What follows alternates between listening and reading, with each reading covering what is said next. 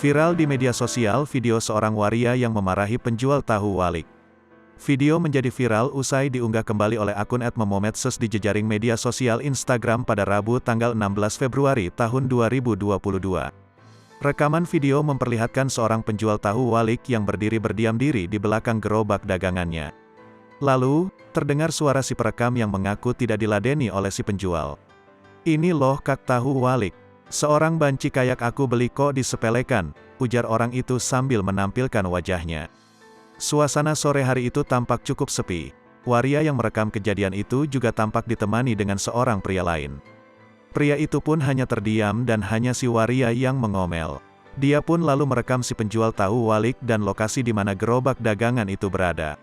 Unggahan itu pun mendapat beragam komentar dari warganet.